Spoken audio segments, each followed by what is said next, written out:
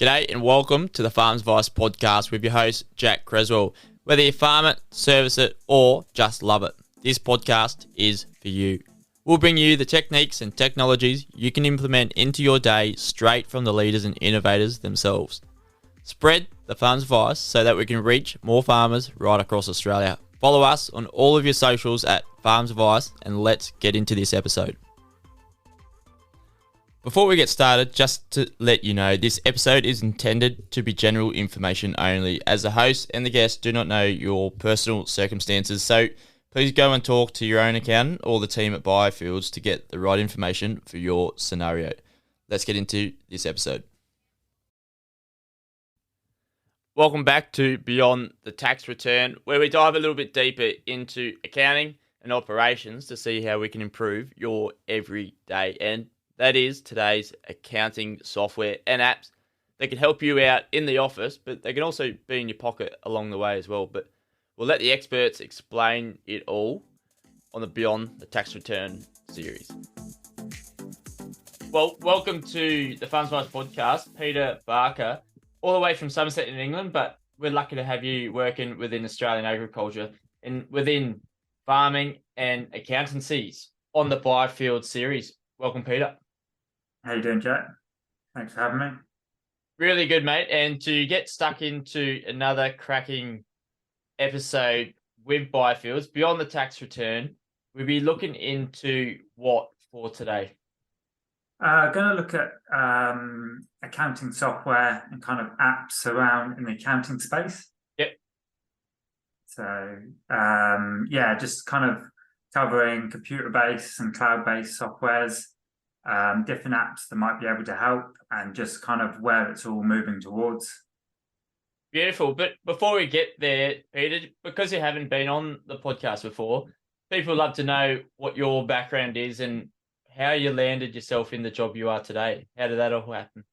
Yeah, so I grew up in Somerset in the UK on a family farm, and then the farm actually struggled for a bit, so we diversified and went into kind of sheep's milk ice cream.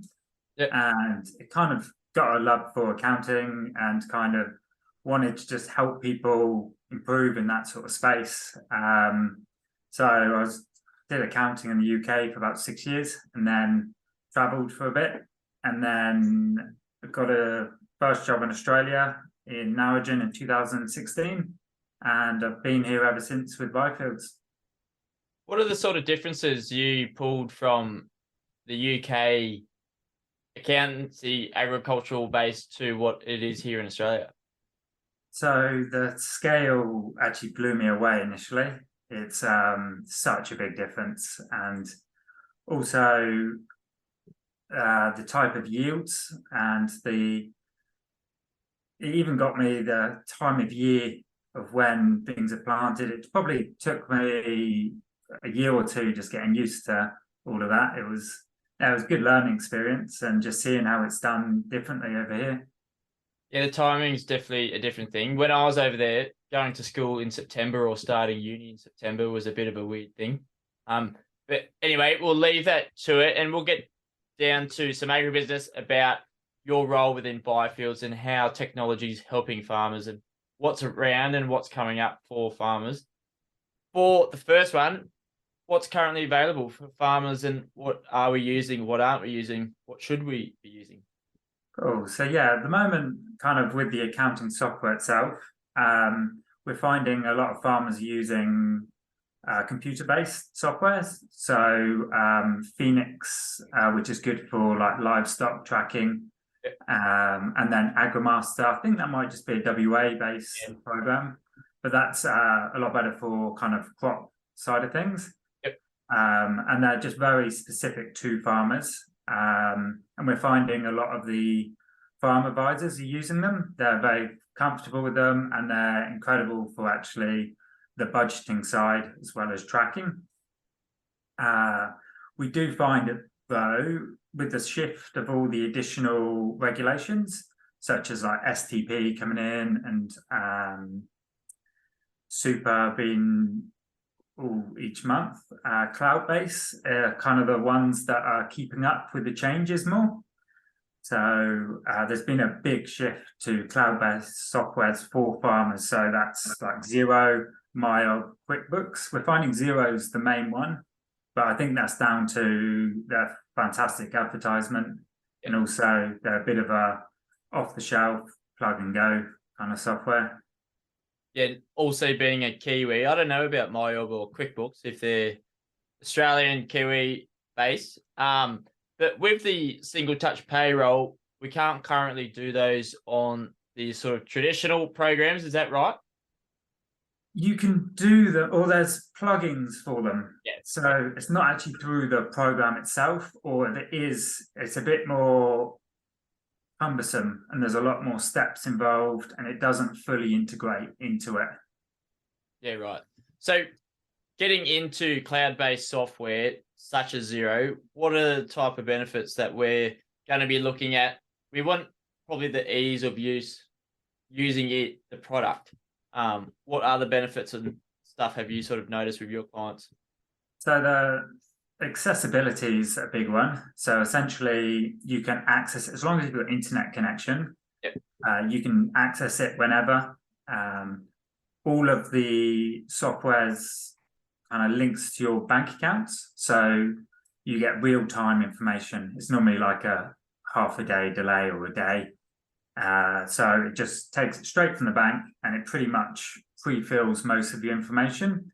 Yep. So instead of having to enter in information, you have it automatically 3/4 done, and then you just code it from there. You can access it on apps. So Xero's a fantastic one. You can just take pictures of receipts. It saves them. It half does it for you off the information, and you just finish it off. And then Xero is very good with integration of different apps. So if you've got timesheets, you can get the employees to enter them instead of having to chase them up. And then there's Hub Docs.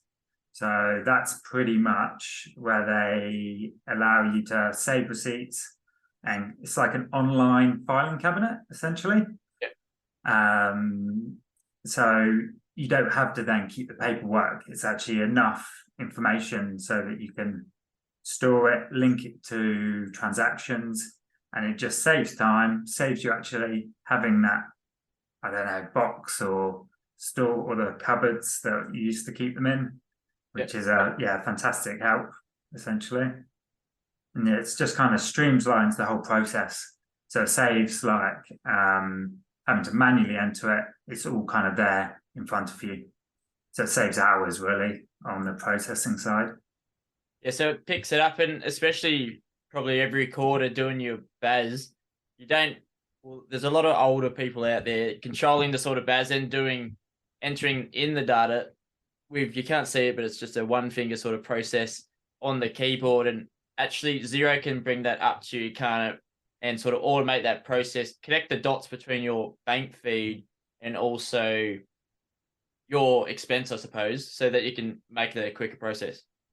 Yeah, so and then you can actually set up bank rules so it automatically codes it for you. Say if something always comes through as a certain transaction, it goes to a certain code. Yep. It says, is that okay? And you just click okay and it's done. So it saves all the putting the dates in, times and who it's for. Yeah, it can save hours really on the processing side. And with the employee timesheets, is that employees are entering in their own sort of times that they've clocked in and clocked out? Yeah, so they can enter it in, and then you can you do at the end of the week, it's there, and then you can review it and check that it's correct. Yep. And you can actually edit it if needed, if you don't think they've done that the right hours, essentially. Yeah, probably quite important as we go into seeding or planting time, whatever you may call it, around the corner, for both the employee and the employer, just to sort of manage and keep track and manage those overall trends as well. But for streamlining our accounting software, what sort of drawbacks have you seen, or is there any with cloud-based accounting software? So yeah, as it's kind of off the shelf product and it's not specific to farming, so it's really good at all these processes, but as it's not specific to farming, it doesn't really calculate fuel tax credits. Yeah. There are kind of workarounds for it, but so you can track the amount of liters and then run reports for it.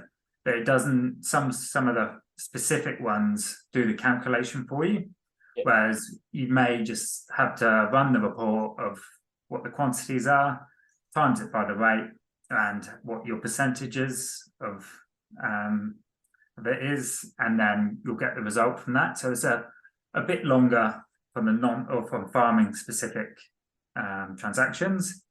And also the other drawback is the budgeting. We find a lot of the current computer-based ones, the budgetings, it's been around for years, so they kind of very specific. Whereas, say, Xero's kind of you just enter in a lot of the just end figures without any thought of the inputs. So we find a lot of advisors struggle with that side of it, if just having a final figure rather than actually having the calculations behind it and having a basis on it. But we are currently looking at softwares that integrate with Xero. So Figured is one, and there's for kind of the bigger farmers where they can track livestock and they can track kind of paddock by paddock. And also we've got a couple of others for the smaller clients that don't need that bigger program that we're working with. So if we take a step back to a question before, and if you're running Agrimaster or Phoenix, are you actually looking at, say, Xero as utilizing that too? Or does that make Phoenix or Agrimaster a bit obsolete in the process of including this software? So in what respect? Do you mind?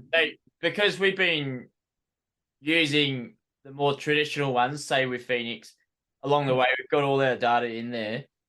Yeah. We onboard Xero, is that making Phoenix obsolete, or is it a sort of bit of a step-by-step process and you phase Phoenix out, or are clients just going hot knife straight through and then just going straight onto Xero, sorry? Yeah, so it's all kind of down to the client themselves, but we're finding a lot of the time people, the best way is to almost have a clean break and go on to changing. Yep. But then it's always that historical data that people want. So you might find they keep the old subscription just so they can see and you can have them as read only.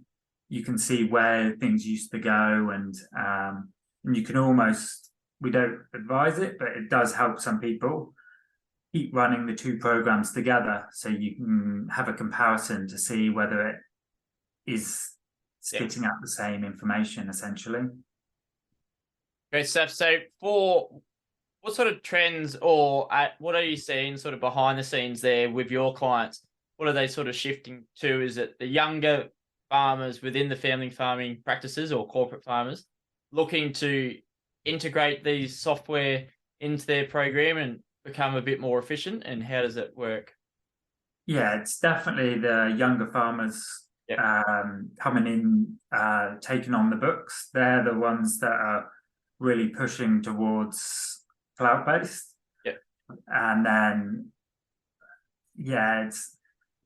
we're finding with the computer-based, it's a lot more old kind of technology, not old, but it's just the interface is a very basic, whereas it's very good for the historical information, whereas say Xero's got a very good kind of snapshot of now, so you get a better picture of where the farm's at. And you mentioned Figured before. Do you just want to describe what Figured is for anyone that doesn't know about it? Yeah, so Figured is I think that's a New Zealand company as well. Yeah, I think so as well, yeah. Yeah, so that's software that you're able to track your livestock through it. You're able to track your paddocks, so you can either do the whole program as one, or you can look at individual paddocks and actually work your program all through that.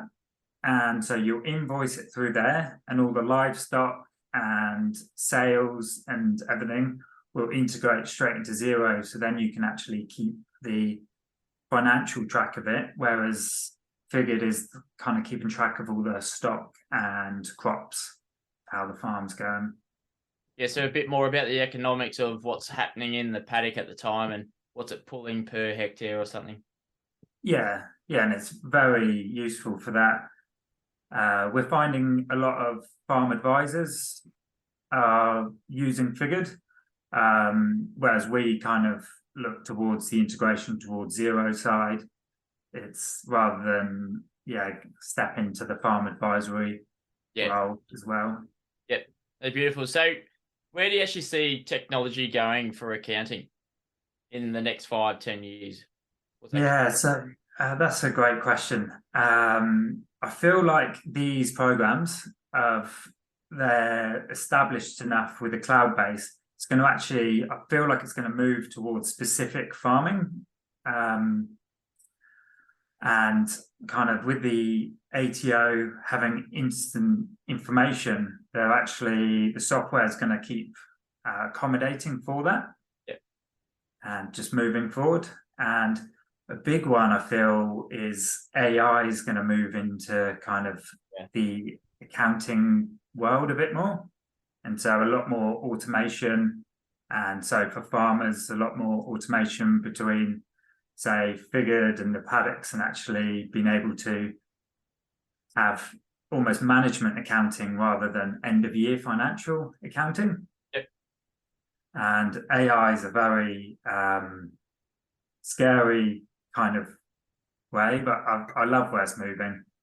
We've recently, just going off topic slightly, with the chat GPT coming in, and I just feel that's going to be kind of a game changer, even with kind of machinery and moving forward. Yeah, I could imagine there'd be a few chat GPT conversations throughout the Biofields office to see what it would sort of mean for accounting, and how we get our information. But I think like it's only going to benefit us and how we use that sort of program to best inform us, but also give us the better outcomes as well. Yeah, definitely. I actually use those things quite a lot, more than I should really during the day. Yeah. It's well worth just having a play with it. It's very useful. I can't remember now, but when it first came out and it was all the talking point, I was looking up some stuff about like asking it about agriculture and farming or what it thought. I'll have to go on there and ask a few questions. I'll tag in Biofields on Twitter or something. Yeah. Even before, so yesterday I was just playing with it, asking about what it can do for farmers and everything, and then it came back with it can do kind of future weather patterns, agricultural advice. Yeah. It'd be probably quite generic on that. I wouldn't take full advice. I would still go via the other methods, but it's still, it'll help with crop diagnosis and also marketing insights and where the market is at the moment. So it's more used to assist rather than actually use as gospel. Yeah, absolutely. A bit of guidance there can't hurt anyone. Well, Peter, for a bit of a wrap-up message, what is a couple of main points? Maybe someone's on the bleeding edge of looking into new software to improve what they do in their office, but also in their paddocks. What would be the take-home message for you? Yeah, so it's just kind of review kind of where your software is. It's keep constantly changing. So just see where your software's at and whether it actually fulfills your current needs, and keep an eye out for any kind of new apps or software or anything that can help improve your running the farm, or you're keeping up with where you're at with everything. Yep. Amazing. And Peter, just to go off topic, I was wrangled into Nine News to comment within the mental health struggles of farmers. But one question I asked on Farm Yarns podcast is, how do you look after yourself, or what do you do to take yourself out of the situation? And what do you do for yourself, Peter? So for my mental health, is Yeah, that? just to like clear out your mind. And some people go to reading a book or a run, meditating, riding their bike, or talking to mates back in Somerset. What's it for you? Yeah, so I've got a dog who's actually sat at my feet right now. So yeah, I always kind of take him out every day, get out, and on weekends I actually get out on the farm on weekends and help some people out. And I'm actually currently helping, or I've just renovated a house, so I kind of just get out and just keep active. And yeah, there's a few of us kind of bought in on it, so it's kind of get together, have a few beers after, and it's just keeping active is my main one. Absolutely. And I'd imagine it'd have to be a cocker spaniel or a Labrador, being English. Golden retriever, so pretty close. Yeah. So thank you so much for passing on your own piece of farms advice there, Peter. For anyone looking to get in touch with you, you're in the Narrogin offices. Yeah, Narrogin office. Yeah. What's the best way to get in touch with yourself and the team if someone's looking to? Either just give us a call, so 98539300, or send us an email. Yep, beautiful. Off the cuff, remember the number. I'll put it in the show notes. So if you want to call the team at Biofields for professional advice and services, you can do so. Who can we expect next on the Beyond the Tax Return Series 4? That's a great question that I don't know the answer to. I will be in touch on that one. So we'll have Ryan Norton next on the Biofields Beyond the Tax Return Series 4. Peter, thank you so much for coming on and joining us for an episode. Cool. Thank you very much, Jack. This Farms Advice episode does not stop here. Come and join the conversation on Facebook, Twitter, Instagram, or TikTok, and even join our Facebook group. Go to farmsadvice.com.au for more on this episode and spread the hashtag FarmsAdvice to your mates. If you can leave a review on Apple or Spotify, that will let other farmers find us too. But until then, see you next Tuesday. In the spirit of reconciliation, the Farms Advice podcast acknowledges the traditional custodians of country throughout Australia and their connections to land, sea, and community. We pay our respect to their elders, past and present, and extend that respect to all Aboriginal Torres Strait Islander people today.